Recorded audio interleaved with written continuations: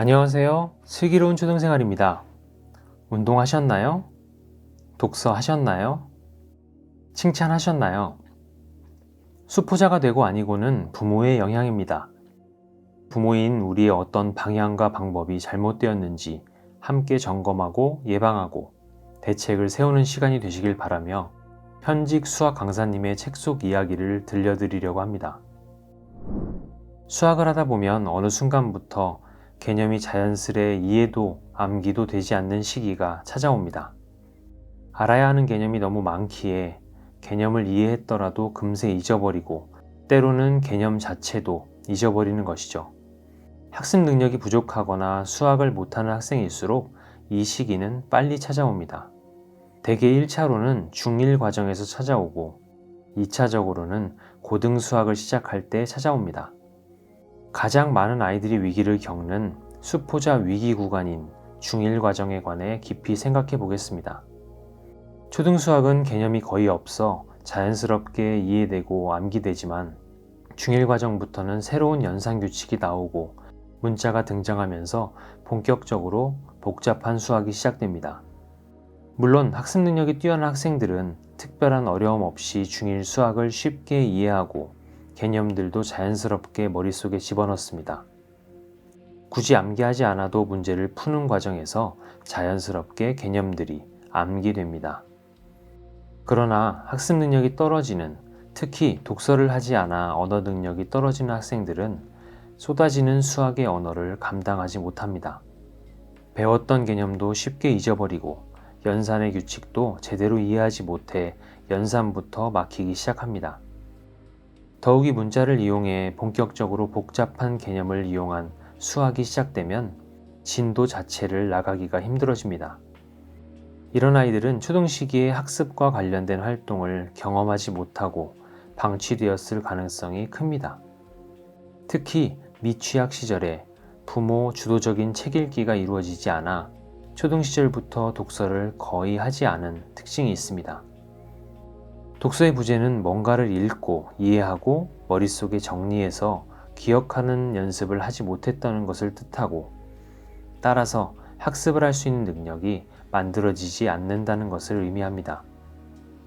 학원에서 수업하다 보면 수학을 정말 못하는 학생들을 만나곤 합니다.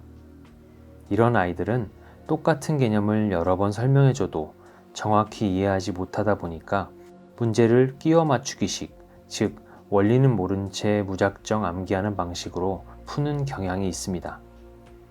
이것은 이것이다 라고 설명해주면 이를 정확하게 이해하지 못하고 이러이러한 모양이면 이렇게 숫자를 집어넣어서 이렇게 푼다 라는 식으로 받아들이고 푸는 것입니다. 이렇게 끼워 맞추기 식으로 풀다 보면 문제가 조금만 변형되어 나와도 못 풀어서 틀리게 됩니다.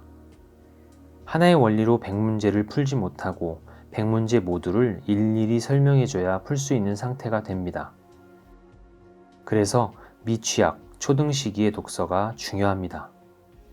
독서를 통해 언어 능력이 발달된 경우는 이해력과 학습 능력이 좋기 때문에 수학을 제대로 공부하는 법을 배워서 공부하면 금방 따라옵니다. 사춘기에 방황하거나 잠깐 놀다가 수학의 기초를 놓친 학생도 마찬가지로 본인이 놓친 부분부터 차근차근 기초를 잡아주면 금방 극복하고 따라옵니다.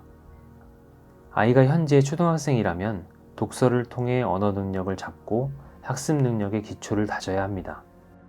그게 연산문제집 풀이나 선행보다 훨씬 중요합니다. 중학생이라 하더라도 늦었다 생각하지 마시고요. 책을 읽든 영화를 보든 공부를 하든 스스로 머릿속에 있는 것들을 꺼내어 말과 글로 정리해보는 경험은 이후의 수학 공부에 큰 도움이 됩니다.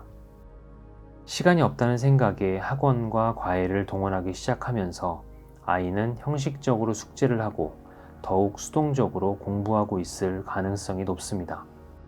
조금이라도 자기주도성이 남아있다면 정리를 시키세요.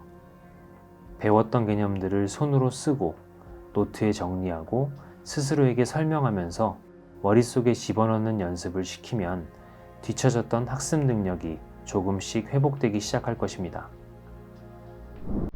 들려드린 내용은 유승재 선생님의 수학 잘하는 아이는 이렇게 공부합니다의 본문 중 일부입니다. 수포자라는 단어가 최초로 등장하는 학년이 4학년에서 3학년으로 내려갔습니다. 수학이라는 과목이 입시에서 너무 큰 비중을 차지하기 때문에 차마 포기하지는 못하지만 여전히 수동적이고 형식적인 공부 중인 중고등학생이 너무 많습니다. 내 아이가 그렇게 되지 않기를 바란다면 오늘 들려드린 내용을 한 문장도 놓치지 말고 새겨 들으셨으면 해요. 수포자가 된 건 아이 탓이 아니라 지금까지 어떤 방법으로 공부해 왔냐에 영향을 받는 것이기 때문입니다.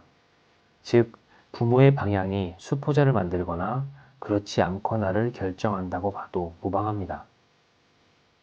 깊이 공감하는 부분은 독서를 통해 길러진 학습 능력을 갖춘 아이들이 수학도 잘할 가능성이 높다라는 점입니다.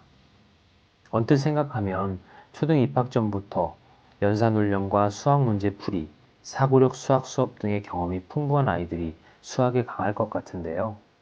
긴 호흡으로 보자면 그렇지 않습니다. 저도 학교에서 근무할 때 1학년 때 수학을 잘하던 저희 반 몇몇 아이들을 복직 후 6학년이 되어 다시 만났는데요. 1학년 때의 성적, 등수가 완전히 바뀌어 있어 크게 놀란 기억이 있습니다. 아마도 이들의 격차는 중고등 이후에 더 크게 벌어질 거라 예상합니다. 핵심은 학습 능력이기 때문이에요. 수학이라는 과목의 핵심은 제시된 숫자를 가지고 계산을 정확하게 해내는 연산 능력이나 공식에 끼워 맞추는 능력이 아니라 문자 형태로 된 개념을 이용해 본격적으로 그것을 이해하여 문제풀이에 적용하는 사고력이거든요. 지금 몇 학년이든 늦지 않았습니다. 결국 입시를 좌우하는 건 수학 성적이기 때문에 수학을 포기해서는 아이가 가진 목표에 닿을 가능성이 낮아집니다. 지금이라도 뒤처진 문해력을 올리면서 차근차근 밟아갈 로드맵을 그려보시길 간곡하게 권해드립니다. 늘 감사합니다.